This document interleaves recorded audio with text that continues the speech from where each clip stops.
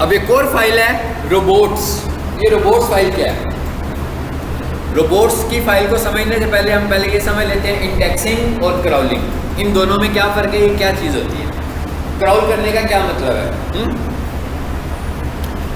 हम लोग website upload करते हैं, बहुत सारी वेबसाइट्स अपलोड हुई होती हैं, ऐसे ही है ना, किसी भी एक टॉपिक पर, लेकिन कुछ साइट्स ऊपर आती हैं, कुछ साइट्स तो बिल्कुल ही आखिरी पेजेस पर चली गई होती हैं।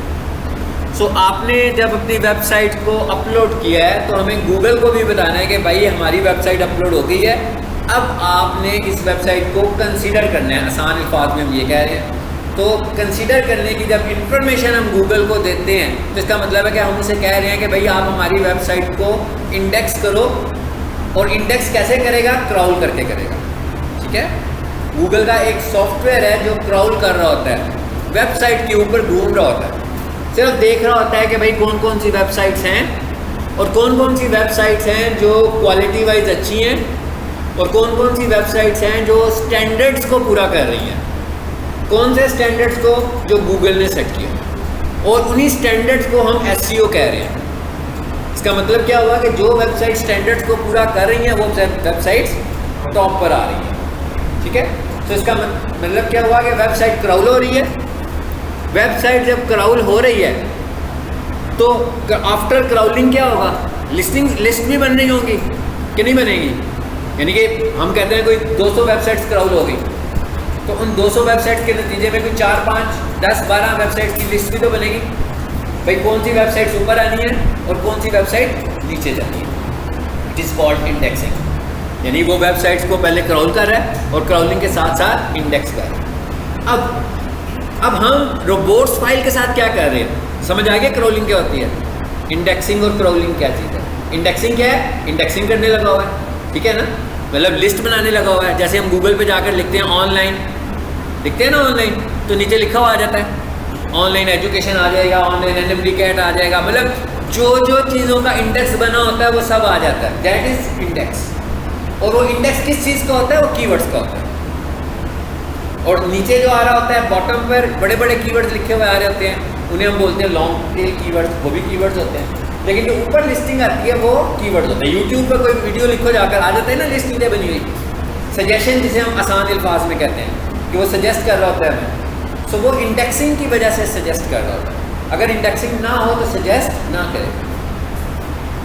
अब ये रोबोट्स की फाइल क्या काम करती है, ठीक है। ये एक सिंपल फाइल है, टेक्स्ट फाइल, HTML फाइल नहीं है। सबसे पहले आपने ये ध्यान में रखना है कि ये कोई HTML फाइल नहीं है, बल्कि ये कैसी फाइल है? ये एक टेक्स्ट फाइल है। अगर हम ये कहें भाई हमने तो रोबोट्स की फाइल बनाई नहीं हुई, ठीक है, कि हमने रोबोट्स की फाइल बनाई नहीं है, तो अगर हम ये कहें कि हमारी वेबसाइट क्राउल होगी तो फिर कैसे क्राउल होगी? पूरी वेबसाइट ही क्राउल हो जाएगी, ऐसे ही है ना। लेकिन आपकी वेबसाइट के अंदर जो सबसे अहम चीज़ है वो क्या है? शाबाश बताएं, जिसको आप क्राउल करवाना चाहते हैं, कौन सी है जी? इतनी तेज़ बोलेंगे तो फ़ायदा कोई नहीं होगा। कंटेंट है नहीं, क्या चीज़ क्राउल करवाओगे? कंटेंट तो ऐसे तो नहीं, कंटेंट तो नहीं क्राउल करेगा, फाइलों को उसने क्राउल करना है ना, तो क्या क्राउल करेंगे? भाई मैं कह रहा हूँ फाइलों को क्राउल करवाना है तो क्या क्राउल होना चाहिए? सबसे अहम फाइल कौन सी है?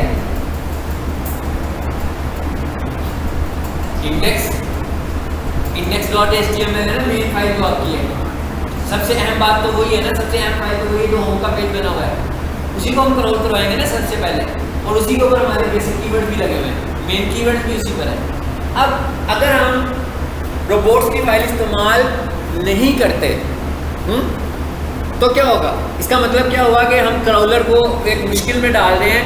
हम उसे ये कह रहे हैं कि भाई हमारी जो वेबसाइट है, हो सकता है आपने उसके अंदर कोई 500 फाइलें रखी हों या 1000 फाइलें रखी हों, और उसमें से कुछ ओरिजिनल हो, कुछ डुप्लीकेट हो, कुछ ऐसे ही पड़ी हुई हो, तो आपने तो सब मुश्किल में डाल दिया कि भाई क्राउल करो, सब कोई क्राउल करो, जबकि उन सब की क्राउलिंग तो अहम नहीं है। अहम तो आपकी चंद फाइलें ही होंगी ना। आमतौर पर हम सबसे ज़्यादा क्राउल किसको करवाते हैं?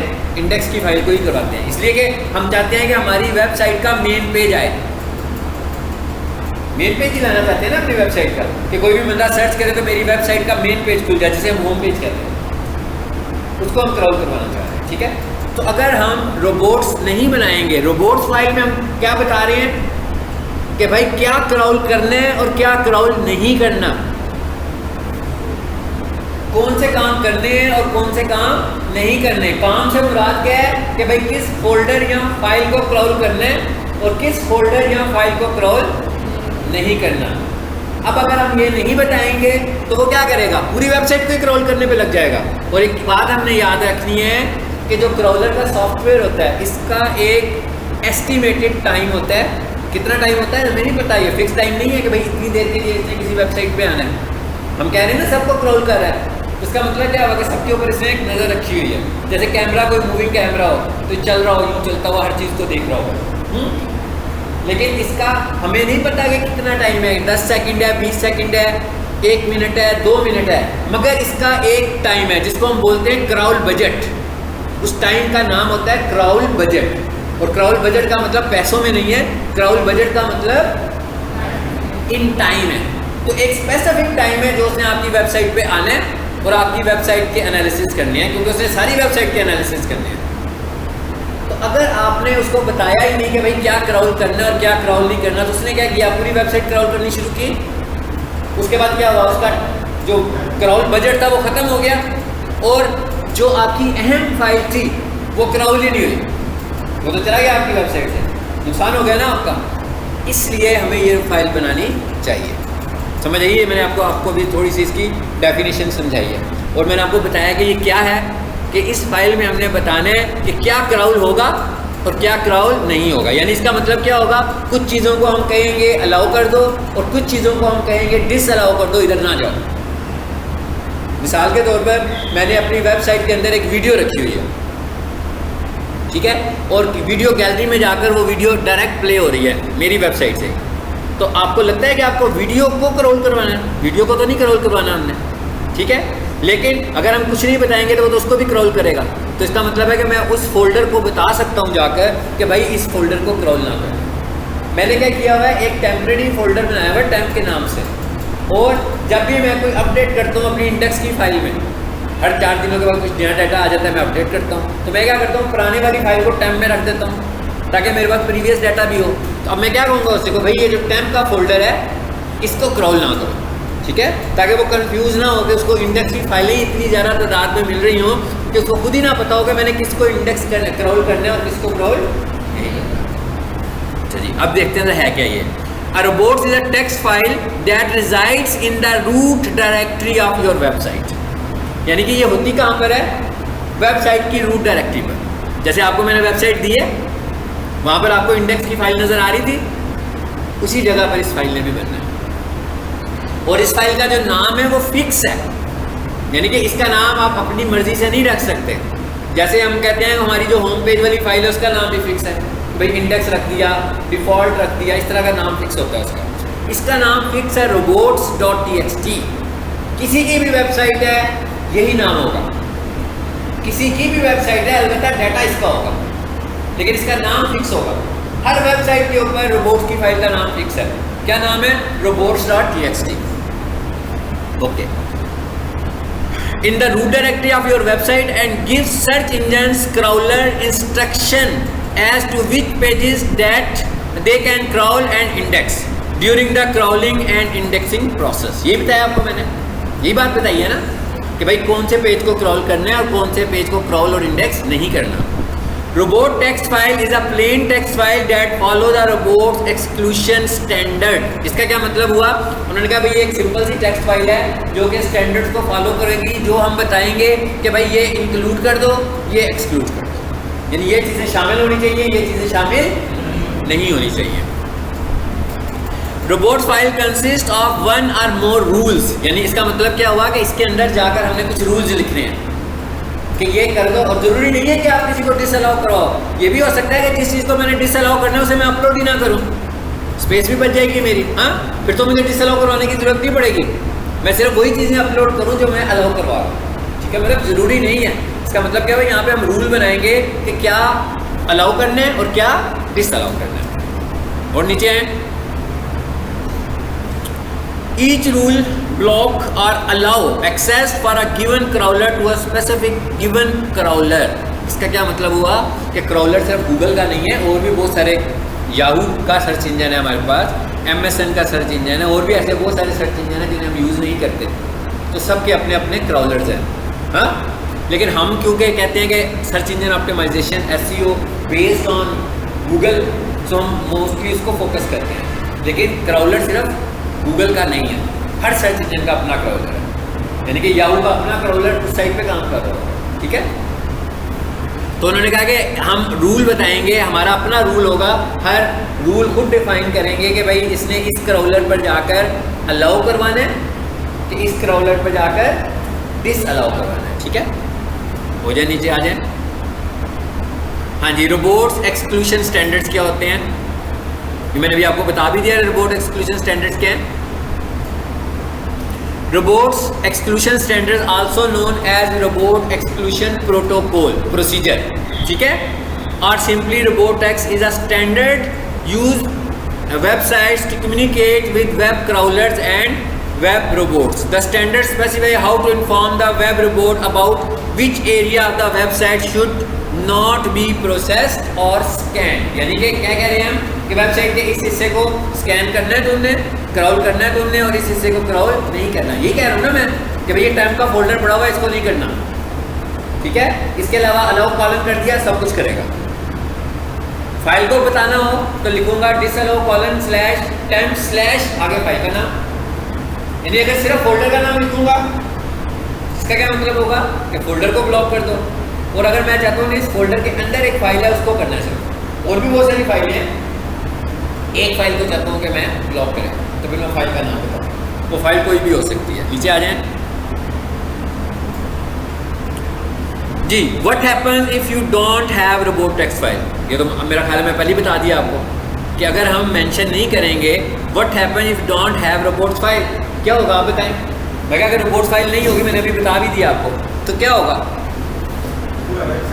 वो पूरी वेबसाइट को स्कैन करना शुरू हो जाएगा, और हो सकता है उसका क्रॉल बजट बीच में खत्म हो जाए, तो हमें तो कोई फायदा नहीं होगा इस चीज़ का। What happened if accidentally block search engine from accessing my website? गलती से अगर ऐसा हो जाए तो क्या होगा, हम अंदर बैठे हुए हैं, मतलब डिस्ट्रीब्यूशन को गलती से ताला लगा कर चला जाए तो क्या होगा, सुबह ही होगी वे, है ना, सुबह होगी ना, फिर सुबह कर जाएंगे हम सारे, तो इसका मतलब क्या होगा, ब्लॉक हो जाएगा सब कुछ। मैं क्या, अगर गलती से भी कर देंगे तो क्राउलर को तो पता लगेगा कि आपने ब्लॉक करा दिया उसको। ठीक है, तो इसको हमें खुद से ही फाइंड आउट करना पड़ेगा। ठीक है जी। Do you need a robots text file, ठीक है ना, ये तो आपको समझ, मैंने जितना लेसन दिया ये उसी तरह के क्वेश्चन रह जा रहे हैं सारे। ठीक है, अभी देखते हैं बनानी कैसे हमने, हाँ बनाने की तरफ जा रहे हैं हम। वाई यूज रोबोटेक्स फाइल जी, क्यों यूज कर रहे हैं, ये भी हमने डिस्कस कर लिया कि भाई क्राउलर को इंफॉर्मेशन दे रहे हैं। अब ये भी चीज़ ध्यान में रखिए कि हम उसको इंस्ट्रक्शन नहीं दे रहे हैं, यानी कि हम क्राउलर को बाउंड नहीं कर रहे कि यूँ करो। क्राउलर को हम ये कह रहे हैं कि भाई आप आते हो हमारी वेबसाइट पर, तो आपको हम एक इन्फॉर्मेशन दे रहे हैं ताकि इस इन्फॉर्मेशन की बेस पर आपका काम आसान हो जाए। ठीक है, हर वेबसाइट की रोबोट्स फाइल होगी, अगर आपने चेक करनी है फेसबुक की चेक कीजिएगा रोबोट्स फाइल।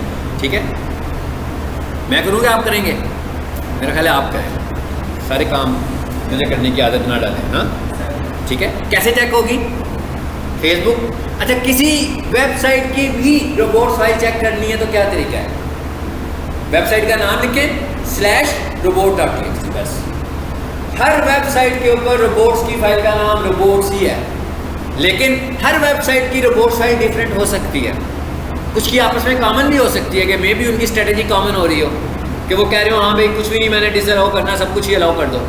ठीक है, चलिए आ जाए नीचे। facebook/robots.txt, peaksolutions.com/robots.txt, कोई भी वेबसाइट यानी कि xyz.com/robots.txt, वेबसाइट का नाम जो मर्जी लगा लो, जो मैंने आप लोग का xyz। अगर किसी ने रोबोट्स की फाइल नहीं बनाई होगी तो एरर पेज खुलेगा सिर्फ। जिन की रोबोट्स फाइल, और ये रोबोट्स फाइल बनानी ज़रूरी है, ये आपको पता लग गया कि एक SEO का मेन फैक्टर है कि रोबोट्स फाइल आपकी होनी चाहिए। जी, 2 important things to note about robots. क्या कह रहा है जी? The first thing is that any rule you add to the robots are directives. ये मैंने भी आपको बता दिए कि ये directives हैं, हमको उसको कह रहे हैं भाई इस तरह कर लो, ठीक है ना। जैसे आप कॉलेज के प्रिंसिपल को जाकर तो नहीं कह सकते कि भाई ये कर लें, तो इन्फॉर्मेशन उन्हें दे सकते हैं कि इस तरह हो रहा है, आपको पता लग जाना चाहिए, लेकिन आप उनको बाउंड नहीं कर सकते किसी काम के लिए या ये काम करना है आपने। इसी तरह हम इनको बाउंड नहीं कर रहे हैं, हम इसको सिर्फ एक इन्फॉर्मेशन की सूरत में दे रहे हैं, ठीक है। नीचे आ जाए, और ये फाइल अभी मैं ग्रुप में शेयर कर दूंगा, ठीक है। मुझे याद करवाना है आप लोगों ने, जब भी मैं कोई PDF फाइल खोलूँ तो आप लोगों ने मुझसे ज़रूर लेनी है ग्रुप में, ठीक है। How does robots text file works? लेंगे अब आ गई है रोबोट टेक्स्ट फाइल आपके सामने, ठीक है। कैसी होती है? यूजर एजेंट, ये देखिए अभी इसमें 2-3 लाइनें हैं जो कॉमन आपने लिखनी है। क्या लिखा हुआ आ रहा है? User agent colon static. User agent क्या है? User agent means crawler. User agent का क्या मतलब हुआ कि क्राउलर की बात कर रहे हैं, और स्टैटिक का क्या मतलब हुआ कि भाई कोई भी क्राउलर। इसका क्या मतलब हुआ कि हम कह रहे हैं भाई गूगल का भी क्राउलर, याहू का भी क्राउलर, Amazon का भी क्राउलर, जितने भी सर्च इंजन है सबके क्राउलर्स की बात हो रही है, कोई सा भी क्राउलर। स्टैटिक का क्या मतलब हुआ? कोई सा भी क्राउलर, ठीक है। इसको भी आपने देखना है, मैं यहाँ इस फाइल में एक लिंक होगा जिसमें मुख्तलिफ सर्च इंजन के क्राउलर्स के नाम लिखे होंगे। तो अगर आपको नाम, वैसे हम कभी भी नाम नहीं लिखते हैं, अगर आपको नाम लिखना हो तो हम उसका नाम भी लिख सकते हैं, ठीक है, क्राउलर का। इसी के लिंक में भी आ जाएगा। अब आगे क्या लिखा हुआ है? This allow colon slash search लिखा हुआ है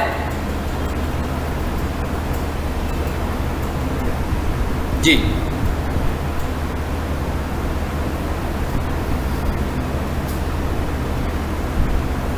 आ रहा है ना? ये आगे user agent static this allow colon slash search. आगे क्या लिखा हुआ है? This allow colon slash content. यानी कि ये क्या कह रहे हैं हम इसको दिस अलाउ करवा रहे हैं, और इसके ये देखें जरा क्या है, पैरामीटर्स क्या है इसके, जो कि आपने इसमें लिखने हैं। यूजर एजेंट लिखा हुआ है ना इसमें, मैं क्या एक तो यूजर एजेंट बताना है हमने अपनी रिपोर्ट की फाइल में, राइट साइड पर देखें लिखा हुआ है। फिर क्या कह रहे हैं? डिसअलाउ, डिसअलाउ भी लिखा हुआ है, लेकिन कोई लाजमी नहीं है। अगर आपने कुछ डिसअलाउ नहीं करवाना तो इग्नोर दिस, ठीक है। फिर आप इस पैरामीटर को छोड़ देंगे, इस्तेमाल ही नहीं करेंगे। और अलाउ का क्या मतलब हुआ? अलाउ तो लाजमी है, करवाना ही है, और अगर आप चाहते हैं सब कुछ अलाउ हो तो अलाउ पा लें, ठीक है। यानी मैं ये कह रहा हूँ मैंने कुछ इररिलेवेंट किया ही नहीं हुआ, तो मैंने सिर्फ अपनी वेबसाइट को ही क्राउड करवाना है ना, तो मैं अलाउ पालन लिखूंगा। एक और अहम चीज़ इसमें आ गई है, वो क्या है? Site map. इस साइट मैप क्या चीज़ होती है? ये हमारी पूरी वेबसाइट का एक स्ट्रक्चर है जो कि हम क्राउलर को दे रहे हैं, ताकि क्राउलर को पता लग जाए कि ये वेबसाइट कैसी है, इसका स्ट्रक्चर कैसा बना हुआ है, इसके कौन कौन से पेजेस हैं, क्या क्या किस पेज पर कैसी इंफॉर्मेशन है, और ये सारी चीज़ें। इसको कोई भी इंफॉर्मेशन साइट मैप से ग्राफिक फॉर्म में नहीं जाएगी, टेक्सचुअल फॉर्म में जाएगी। सारी इंफॉर्मेशन इसने टेक्सचुअल फॉर्म में लिखनी है। इसका मतलब क्या हुआ कि साइट मैप बताना है, अभी बनाने की बात तो नहीं कर रहे हम यहाँ। रोबोट्स क्या कह रहे हैं? साइट मैप बताना है रोबोट्स की फाइल में। इसका मतलब ये हुआ कि एक और कंपल्शन वो हमें कह रहा है कि साइट मैप बनाना भी है।